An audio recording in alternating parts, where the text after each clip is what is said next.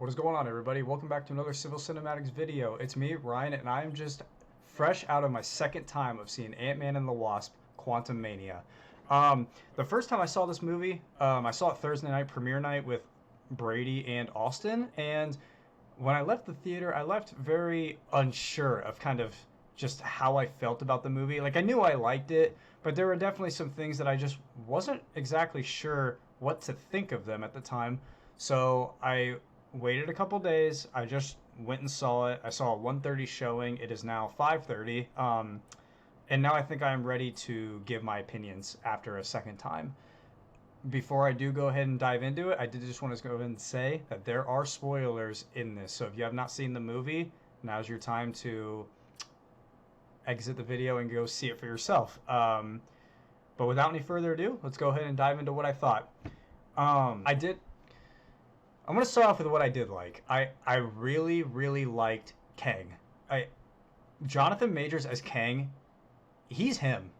Like he just is. I feel like he has this portrayal of different personas and personalities of the same variant character, and he plays them all perfectly. He brings a certain tone to Marvel that I feel like has been lacking, especially in the last few years.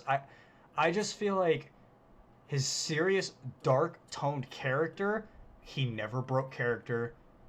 And that's exactly what Marvel needed. Marvel needed something serious that did not rely on joke telling for their movie. And Jonathan Majors is that guy for Marvel. I just feel like he was perfect for not only this movie, but the future of the MCU, especially going forward.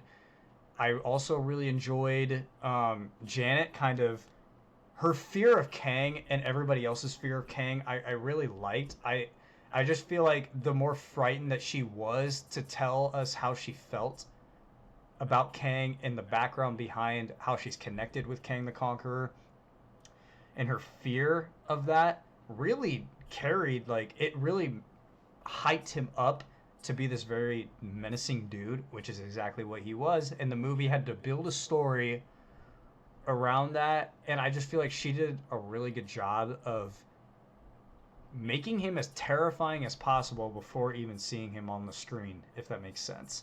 Um, I also really enjoyed Cassie's relationship with Scott. The father daughter relationship that Catherine Newton and Paul Rudd had on screen was really cool. It really carried the load of the movie that was a little slower. Like, I feel like she's trying to get him to live up to the responsibilities that he has as being an Avenger by helping out any way he can, even if he has no involvement in it. And she wanted to make that very clear to him. And I just feel like he was always worried about her being in danger, and she was just really worried about trying to help other people. And to me, I just feel like they had a really good dynamic, and it really kind of carried the flows of the scenes that Jonathan Majors is not in. I really enjoyed Hope in the times that she is in the movie. She's not in the movie a whole lot, to be completely honest with you, but when she is, she appears in the biggest moments of the movie. The final fights, every time Scott needed her, she was there for help, and she was really good. I just feel like this is the second movie in the row that I kind of feel like they did Hope Van Dyne dirty by just letting her be a backseat character once again to Scott, which is whatever. Scott's the main character, but she's just not as much in it as like Cassie, Scott, Janet for sure. Janet's a massive part of this movie, and Kang. I really enjoyed the final fight with Kang and Scott and Hope. Like, I just feel like Kang was just, he was so determined and so menacing that he was just, pardon my language, beating the shit out of Scott over and over and over again, and he just showed no remorse. It really reminded me of like some Daredevil scenes where he just, every punch was loud, and I felt it. As a fan, I felt it. I felt every single blow Scott was taking because they just made it seem so real. And I feel like that really carried the load of the final fight, where the tone of the movie was a little off, but that was not. I loved the final fight even more the second time than I did the first time. Now, MODOK, every time MODOK came on screen and took his mask off, I laughed. Bringing Darren Cross back to be MODOK was creative for this version of MODOK, and I felt like he was funny. He's supposed to be funny, he's goofy, and he's trying to kill people. That's what MODOK is, and that's what MODOK was in this movie, and I felt like MODOK alone was really, really good, and they killed him off. I really don't... I feel like that version of MODOK, yes, will be dead, but I do feel like there will be another version of MODOK later that we'll see that probably won't be Darren Cross. It'll be a more comic accurate backstory. Which brings me to Scott after the movie, and he's having all these panic attacks. I feel like it just really worked. Like, Scott was freaking out about a time-traveling conqueror that he just beat, I guess, if you want to put it that way. And he was just freaking out the entire time, unsure of whether he actually beat Kang or if more Kangs are going to come, which we all know more Kangs are going to come. And then the movie ended just like that. And I feel like that was a really, like, you feel that feel with Scott, if that makes any sense. I really liked the post-credit scenes. I'm still trying to digest them a little bit. There's definitely some things I still want to kind of read about and kind of just put more into perspective of kind of what I saw from these post-credit scenes. But in summary, these other versions of Kang exiled Kang into the quantum realm where he's no threat to anybody else and he's trapped. And then here comes Scott. Scott is an Avenger. Scott defeats Kang, kind of. And the Kangs are freaking out because they weren't the ones that defeated Kang, but the Avengers were, which means the Avengers are getting too powerful that they need to assemble the Council of Kangs and basically plan a plot to kind of take the universe down and away from the Avengers. And then the second post-credit scene was a snippet of Loki Season 2, which I know premieres this year, and I'm very excited for it.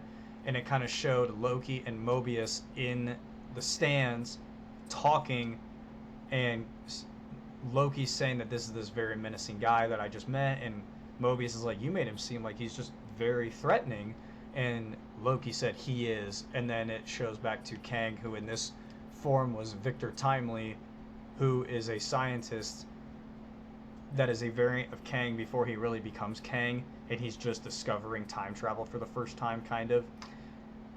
And Loki and them are trying to get answers, and that was kind of the post-credit scene for that. But we're going to do more reactions on these later. There's definitely some things I want to talk about more in depth about these post-credit scenes.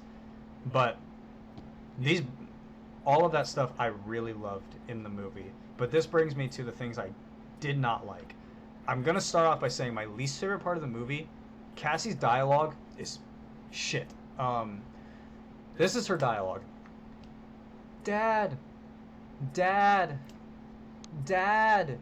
don't be a dick. We need to help people. Dad, stop being such a dick. Like, that's her dialogue. It's very boring. There's no feeling to it. Like, she has no emotion. She just is yelling dad the entire movie. And it's just very boring. I loved Catherine Newton as Cassie, but I did not like the dialogue that they wrote for the character. I didn't like the scenes that MODOK and Kang shared. I did not enjoy. Kang's tone is here. MODOK's is way up here. They don't really blend together. Kang was very serious toned, and MODOK was just goofy. And the scenes that they shared separately, I loved both of them individually, but the scenes that they shared together, I just wasn't much of a fan of it. It kind of carries on with the tone of the movie. I feel like the tone of the movie cannot decide what it wants to be. Does it want to be a comedy? Does it want to get serious? We have an Ant-Man movie. Traditionally, Ant-Man movies are a little bit more comedic. And then you bring in this very dark, dangerous, serious villain in Kang the Conqueror, and you put him in your most comedic movie franchise that you have in the MCU.